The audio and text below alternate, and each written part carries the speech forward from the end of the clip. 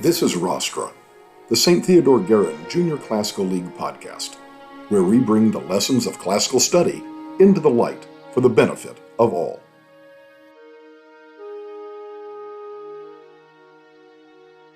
Welcome back to another episode of Rostra. We've got Elizabeth Nies with us, and Elizabeth, this is a big topic. It's a good topic.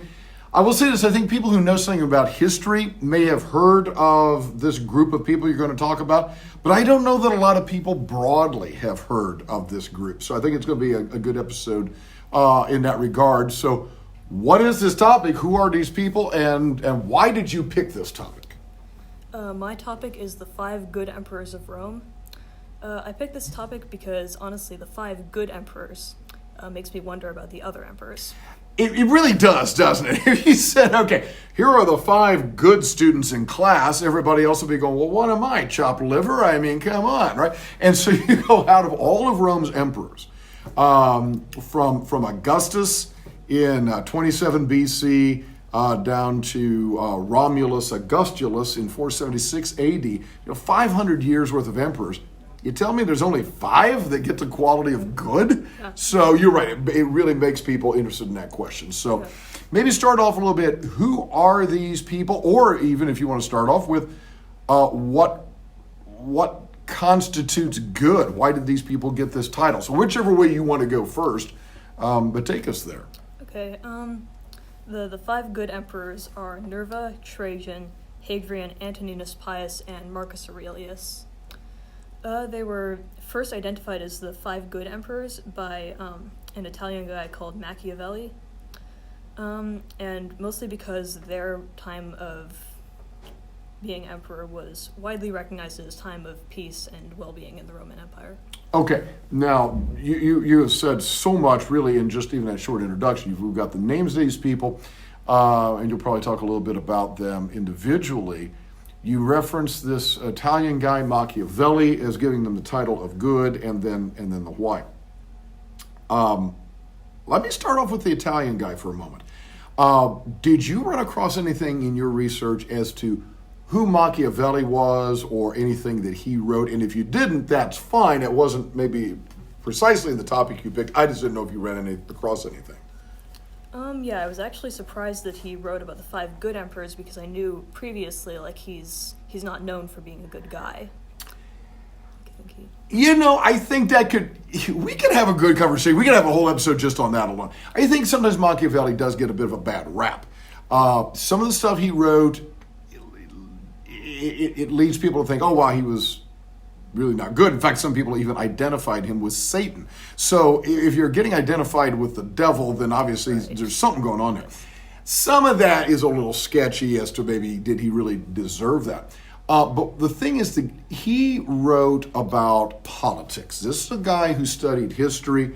He wrote about government and how to do it, how to lead. At least from his perspective, how to lead well. And so, he's looking back at the Romans and saying, okay, let's really examine this and see what works and what doesn't. So I think it's an interesting a source for this title. This is a guy who's really studying this stuff. Now, you said they're called good because of why? Because while they were emperors, the Roman Empire did pretty well.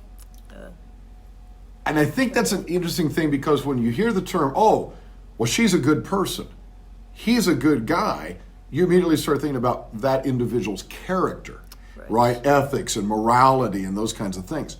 Yeah. And we'll get into that, whether you think these people maybe were good human beings as well. But that's not what we mean when we talk about the 5 good emperors. We're simply saying, hey, this was a good time in terms of peace, in terms of the prosperity of the empire, in terms of people's lives, these people led well, right? So that is hugely important. Okay, so talk to us a little bit about maybe just briefly, maybe each of these guys. Some of these names may be more familiar to our listeners and some may be less familiar.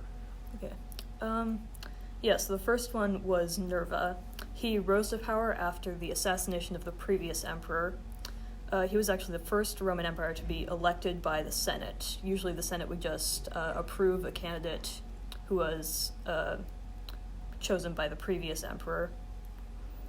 During his reign, he did stuff like he did away with the killing of senators. He ended a lot of treason trials and banishments and some taxes. And he appointed his successor before stepping down from power. That alone, in my mind, would make him a good emperor. And that's something that we'll talk about in some other levels of Latin. But the idea that he wanted to see that good leadership continue, and so appointed a successor and said, hey, we're not just going to leave this up to chance. Again, the whole thing with the senators, that's hugely important. And so the start of a good era. Okay, so after Nerva comes? Trajan. And he was a military leader. So during his reign, Rome predictably underwent like geographic and infrastructure improvement and expansion. He was voted he was given a title that meant like the best leader by the Senate. Yeah. Pretty much because he was very deferential to them, kind of gave them what they wanted. And so again, you've got a good relationship between emperor and Senate, so that's good. What can I say? People like to cheer on their hometown team, and they like to see their hometown team win the Super Bowl. And for the Romans, that was warfare, right? So under Trajan, there was a lot of warfare. From our perspective, we may say, hey, that wasn't so good, but from their perspective, this was good. They saw it as a positive, expanding the empire. And you've even got a wonderful monument in Rome called Trajan's Column, which commemorates a lot of his victories. Who's up next? Hadrian. This is Trajan's adopted son. He claimed to have been chosen by fate. He spent more time during his reign out of the empire than in it, although he was not waging war, he was just sightseeing. Okay. And the thing about Hadrian, I don't know if you ran across this, but there are really two walls in the world that are well known. Yes, there's one in... There's the Great Wall of China, and then there's Hadrian's Wall, right, which marked the northern boundary of the Roman Empire up in England. Yeah. So we certainly associate him with that. So again, you got that expansion and that sort of thing. So after Hadrian comes? Antoninus Pius, who was also an adopted son. He was just a very good leader generally. He improved Rome's economy and also their access to drinking water. He encouraged civil obedience and freeing of slaves. And he did not wage a lot of war while he was emperor. It doesn't all have to be about the big victories. So the flip side of some of the others, here you got a guy who's focused on what we would say infrastructure. Yeah. And I will say, you go drinking water, please, what's the big deal about that? You and I just take that stuff for granted, right? I mean, we just fill up our water bottles everywhere, but to have good, clean drinking water that you could rely on, that was a huge deal, freeing of slaves, these kinds of things. So yeah, really building it up from within, making people's lives better at home. Yeah, there's one other interesting thing about him. This doesn't have so much to do with his reign, but after his wife died, he started a charity in her honor to help destitute women. So I thought that was interesting because you don't hear about a lot of people starting charities in 140 AD. Wow. That alone could be the title of a college lecture that you should give someday. You're right. You don't hear about people starting charities. That seems to be more of a modern thing. The fact that he did it to honor his wife. So a lot of things there that kind of seem out of the norm, at least for that time. And then that would be a case where I would, well, I don't know what you think, I'm guessing here maybe, but we move from just the goodness of leadership to really being a good person in maybe the sense that you and I would usually take that. Yeah. And then who is our last guy? This is Marcus Aurelius. He's a philosopher. He's still fairly well known for his writings. He encouraged free speech. He wasn't arrogant as an individual. He was also a military leader. Interestingly enough, persecution of Christians has increased under his reign. It wasn't necessarily his fault, because he also supposedly wrote about praying to the Christian gods successfully while on the battlefield. Interesting combination. You mentioned philosopher and also military, and for some people they might go, well, isn't that a contradiction? And something you might explore later in your studies is the Greek philosopher Plato and kind of his notion of the philosopher king. Well, here you've got the philosopher emperor, right? And so this guy, he was a thinker, he was very reflective. You're exactly right, we still hear of him today, people still read his writings. But he also was a military leader as well, or a more military-based kind of emperor.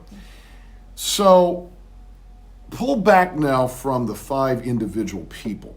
Yeah. And based on what you read and researched and so forth, do you think Machiavelli was justified in referring to this collection of people as 5 good emperors? I do think so, yeah. I think it started with a fairly good emperor and it ended with a fairly good emperor, and everyone in between was pretty good too, so yeah, I think. Yeah, no glaring errors. But now go back to your original thing. You see that name 5 good emperors, it makes you wonder about some of the others. Yes. So I don't know if you did any kind of looking around beyond that. Is it unfair, do you think, to call only these 5 good emperors? Were the others, do you think, really that bad? No, I didn't do a whole lot of other looking around. I know that there were definitely some really bad Roman emperors. So there were some very scandalous ones. Yeah, there's no question about it. I think you could make the case that some of the others may not have been. Yeah, they weren't all bad. Yeah. Horrible. They were not all monsters. No. Although there certainly were some monsters, and maybe that kind of taints the rest of them there.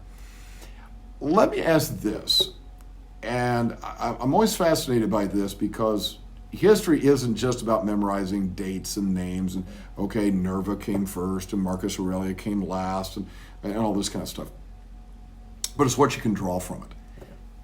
Do you see anything in admittedly the limited time that you've had to look at this, but do you see anything in their leadership that you could take out and apply elsewhere, that you go, hey, you know what, that's just good leadership, whether you're leading an empire, whether you're, the captain of the tennis team, you're a United States senator, a governor, CEO of a company, are there any things that you see in them that you go, we can learn something from these guys just about leadership in general? I think one of the main things is that they were all fairly experienced before they became emperor. The first guy, he was 66 when he became emperor. And each of the other ones, there was no handing down through a biological family. Okay. So each of them had some merit to make them the emperor. That's interesting. I like that. And it's interesting for me, obviously an older person, to hear you, a younger person, actually say that. There's value in the experience. Is having an experienced person. But then also you referenced merit.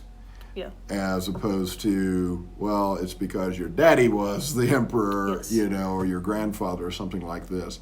I would agree with that, right? I would totally agree with that. Did you earn it? Do you have the skills to do the job? Yeah. Mm-hmm. Yeah, good stuff. All right, well, Elizabeth, thank you so much for being on the show. I think it's a fascinating episode, and hopefully people will maybe dig a little bit more into that topic.